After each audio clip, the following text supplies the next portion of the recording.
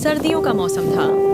बर्फीली हवाओं ने हर किसी को घर में दुबकने पर मजबूर कर दिया था। गांव के एक कोने में मिट्टी और फूस की एक छोटी झोपड़ी में रामू अपनी पत्नी गीता और दो बच्चों के साथ रहता था। ठंड इतनी ज्यादा थी कि झोपड़ी के अंदर भी बर्फ जैसी ठंडक महसूस हो रही थी। रामू एक ईमानदार मजदूर था, लेकिन सर्दी के कारण उसे कई दिनों से काम नहीं मिला था। घर में खाने के लिए अनाज खत्म हो चुका था और ठंड से बचने के लिए जलाने की लकड़ी भी नहीं बची थी। बच्चे ठंड से कांपते हुए अपनी माँ से पूछ रहे थे। माँ, खाना कब मिलेगा? गीता ने अपने आंसू छुपाते हुए कहा।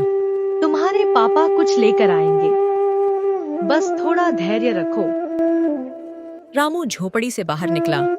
बाहर की ठंडी हवा ने उसके शरीर को जकड़ लिया, लेकिन उसके मन में अपने परिवार को बचाने का दृढ़ निश्चय था। वह गांव के सरपंच के घर की ओर चला। सरपंच ने दरवाजा खोला और कहा, रामू, इतनी ठंड में यहाँ क्यों आए हो? रामू ने जवाब दिया, सरपंच जी, मेरे घर में न लकड़ी है न खाना। बच्चे ठंड और भूख से तड़प रहे हैं। मुझे आपकी मदद चाहिए। सरपंच ने कुछ देर सोचा और फिर अपने घर से कुछ पुराने कंबल, आटा, दाल और जलाने की लकड़ी निकालकर रामू को दिया। उन्होंने कहा, यह लो, यह तुम्हारे परिवार के लिए है और अगर जरूरत हो तो फिर आ जाना। रामू ने आभार भरी आंखों से कहा। आपने मेरी जिंदगी बचा ली। वह जल्दी से सामान लेकर घर लौटा।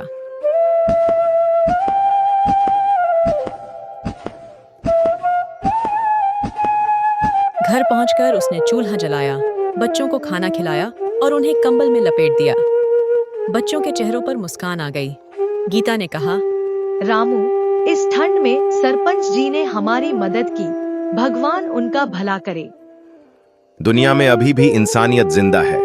यह ठंड हमें हराने के लिए नहीं, हमें मजबूत बनाने के लिए आई है। यह कहानी गरीबों की हिम्मत और इंसानियत की ताकत को दर्शाती है।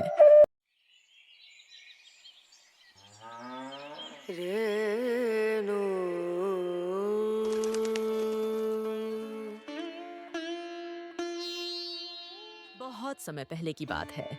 एक छोटे से गांव में सीमा अपने पति रामू और दो बेटों यश और अमित के साथ एक साधारण मिट्टी के घर में रहती थी। उनका जीवन सादगी और संघर्ष से भरा हुआ था।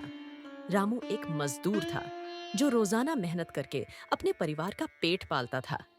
सीमा एक बेहद सरल और त्यागमयी महिला थी जो घर संभालती और अपने बच्चों की परवरिश में लगी रहती।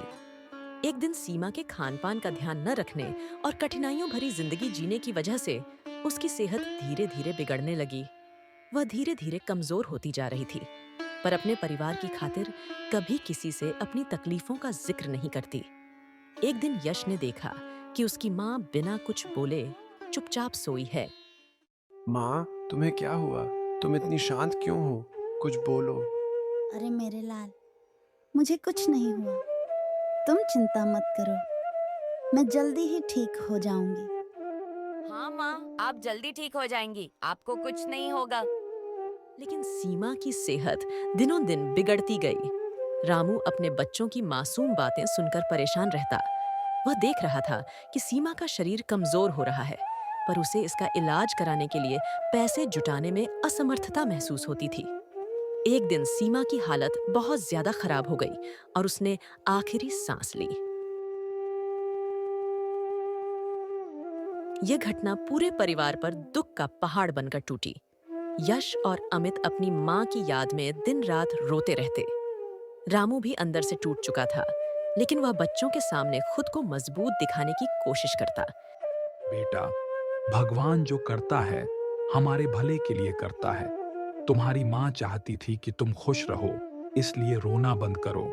जीवन में कठिन समय आता है, लेकिन हमें इसे पार करना होता है। तुम्हारी माँ हमेशा तुम्हारे दिल में रहेगी। रामू के ये शब्द बच्चों को थोड़ा संभालने में मदद करते, लेकिन माँ की कमी पूरी नहीं हो सकती थी। रामू भाई, तुम अकेले सब कुछ नहीं संभाल सकते। मुझे लगता है कि तुम्हें दूसरी शादी कर लेनी चाहिए। बच्चों को माँ का प्यार मिलेगा और तुम्हारा जीवन भी थोड़ा बेहतर होगा।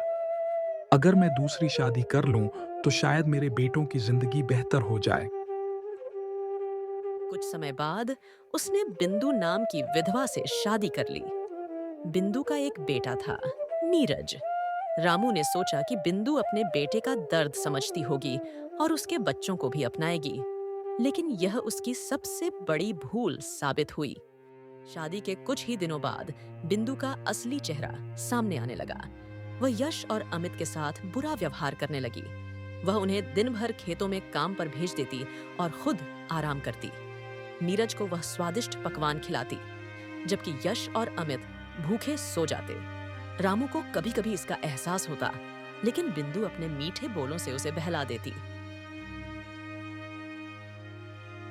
बिंदु, मुझे कुछ जरूरी काम से शहर जाना होगा।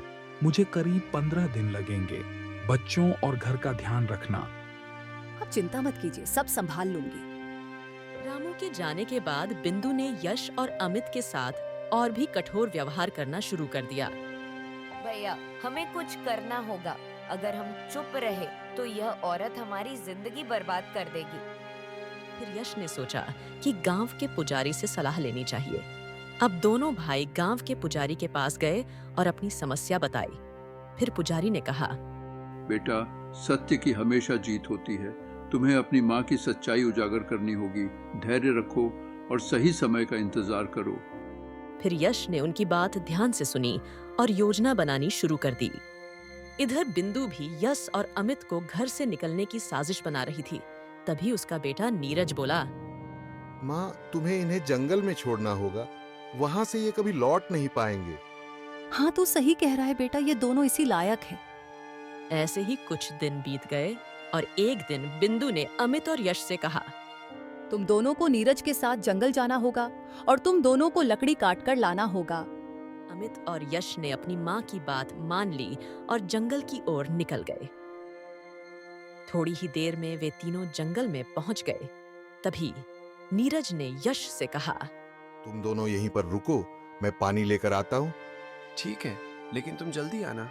हमें घर जाने का रास्ता नहीं पता। नीरज के जाने के बाद काफी समय बीत गया, लेकिन वह वापस नहीं लौटा। यश और अमित अब जंगल में अकेले रह गए थे। भैया, मुझे लगता है नीरज हमें धोखा देकर भाग गया है। अब हम क्या करेंगे? हमें घबराना नहीं चाहिए। पहले यह तय करते हैं कि किस दिशा में जाना है।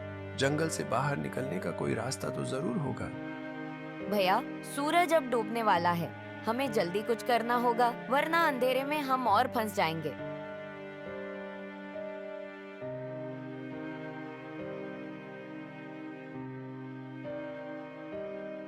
यश और अमित ने जैसे तैसे हिम्मत जुटाकर जंगल से बाहर निकलने का रास्ता खोज लिया। थके मांदे और सहमे हुए वे आखिरकार अपने घर पहुंचे। घर पहुंचने के बाद उन्होंने उस पूरे घटनाक्रम पर विचार किया। भैया, अब मुझे सब समझ आ गया। ये नीरज नहीं, बल्कि हमारी सौतेली माँ की चाल थी। उसने जानबूझकर हमें फंसाने के लिए ऐसा किया।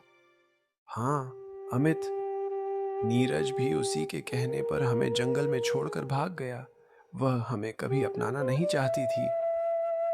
ऐसे ही कुछ दिन बीत गए और एक दिन रामू शहर से वापस लौट आया। फिर अमित और यश ने अपने पिता से सारी सच्चाई बताई। आपने बेटों की यह बात सुनकर रामू को बहुत गुस्सा आया और वह बिंदु के पास गया और बोला, तुमने मेरी गैर मौजूदगी में मेरे बच्चों के साथ जो किया, उसके लिए मैं तुम्हें माफ नहीं कर सकता। आज ही इस घर से चली जाओ। बिंदु और नीरज को घर छोड़कर जाना पड़ा। रामू ने अपने बेटों को गले लगाते हुए कहा, अब मैं हमेशा तुम्हारे साथ रहूंगा। अब मैं तुम दोनों को कभी अकेला छोड़कर नहीं जाऊंगा। यश और अमित ने अपनी माँ की यादों को दिल में बसाकर एक नई शुरुआत की। इस तरह बुराई पर अच्छाई की जीत हुई और परिवार ने एक बार फिर खुशियों भरा जीवन पाया।